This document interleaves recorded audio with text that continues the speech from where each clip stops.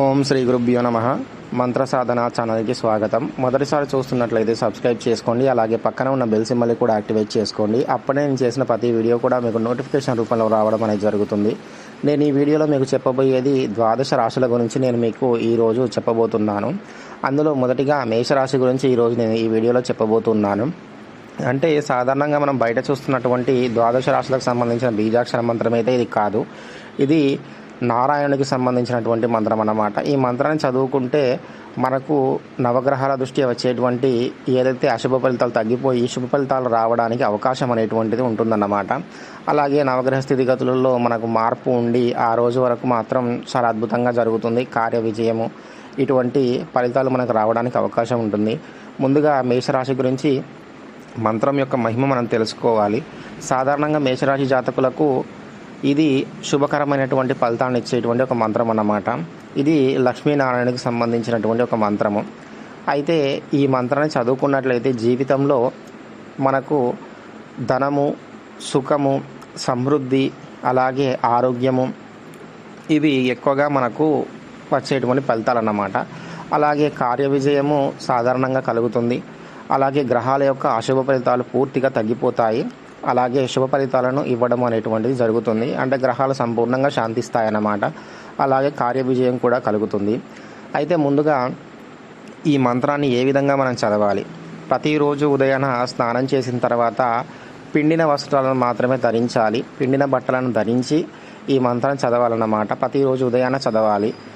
అలాగే తూర్పు దిక్కు మాత్రమే ముఖాన్ని పెట్టి చదవాలన్నమాట. అయితే ముందుగా మన ఇంట్లో పూజా రూమ్ ఉన్నట్లయితే పూజా రూమ్లో కూర్చొని, అలాగే విష్ణువు సంబంధించి పటమైనా సరే విగ్రహమైనా సరే, చిత్రపటం ఉంటే చిత్రపటం లేదా విగ్రహం ఉంటే విగ్రహం ముందు కూర్చొని అలాగే దేవుడికి మనం ప్రార్థన చేసుకొని ఆ తర్వాత ఇంట్లో కనుక అగరబత్తులు కనుక ఉన్నట్లయితే వాటిని వెలిగించుకోవచ్చు. వాటిని వెలిగించిన తర్వాత ఈ మంత్రాన్ని కేవలం 108 సార్లు ఉదయాన చదవాలి. ఇలా చదివినట్లయితే మనకు చాలా మంచి జరగడానికి అవకాశం అనేటువంటిది ఉంటుందన్నమాట. ఇది రోజు మనం చేయాల్సినటువంటి ఒక విధివత్ కార్యం అన్నమాట. ఇలా చదివినట్లయితే మాత్రమే మనకు ఈ మంత్రం యొక్క ఫలితం అనేటువంటిది వస్తుంది. ఈ మంత్రానికి సిద్ధి అనేటువంటిది ఏ విధంగా ఉండదు. మీరు సిద్ధి చేసుకోవాల్సిన అవసరం ఏమాత్రమూ లేదు.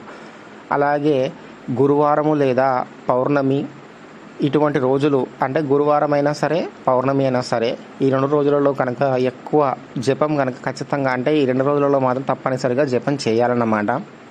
అప్పుడే మనకు విశేష ఫలితం అనేటువంటిది కలగడానికి అవకాశం ఉంటుంది.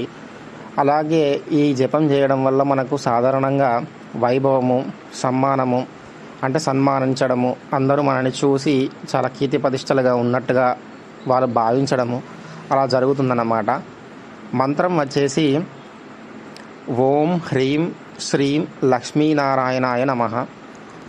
మరొకసారి మంత్రాన్ని చెప్తున్నాను. ఓం హ్రీం శ్రీం లక్ష్మీనారాయణాయ నమః. ఇది మంత్రము. అలా మరొకసారి కూడా చెప్తున్నాను. ఓం హ్రీం శ్రీం లక్ష్మీనారాయణాయ నమః. ఈ మంత్రాన్ని 108 సార్లు చదవాలి. ఇది కేవలం ఒక 4-5 నిమిషాల సమయం మాత్రమే పడుతుంది. ఈ మంత్రాన్ని ముందుగా మనం పూర్తిగా గుర్తు పెట్టుకున్న తర్వాత మాత్రమే చదవాలన్నమాట. అయితే ఈ మంత్రాన్ని చదువుకోవడం వల్ల మనకు కలిగేటువంటి లాభం ఏమిటి అంటే నేను మీకు చెప్పబోతున్నాను. ఆర్థిక పరిస్థితులు ఏవైతే ఉంటాయో మేషరాశి జాతకులకు అవి పూర్తిగా ఆర్థిక సమస్యల నుంచి బయటపడి ధనలాభం అనేటువంటిది రావడానికి అవకాశం ఉంటుంది. అలాగే ఆగిపోయినటువంటి కార్యాలు ముందుగా పని అవ్వడానికి అవకాశం ఉంటుంది. అలాగే ఆరోగ్యము, మేషరాశి వారికి ఏ విధంగా అయితే అనారోగ్య సమస్యలు వస్తాయో ఆ అనారోగ్య సమస్యల నుంచి శాంతి, ఉపశమనం అనేటువంటిది లభిస్తుందన్నమాట. ఇంకా సుఖము, శాంతి, సమృద్ధి ఇవన్నీ సాధారణంగా మనకు వచ్చేటువంటివే. గ్రహాలకు సంబంధించినటువంటి దోషాలు ఏమైనా ఉంటే ఆ దోషాలు అనేటువంటివి మంత్రం చదువుకున్న సమయంలో అసలు పూర్తిగా, అంటే ఎంతకాలం మనం చదువుతూ ఉన్నట్లయితే అంతకాలం పనిచేయదు.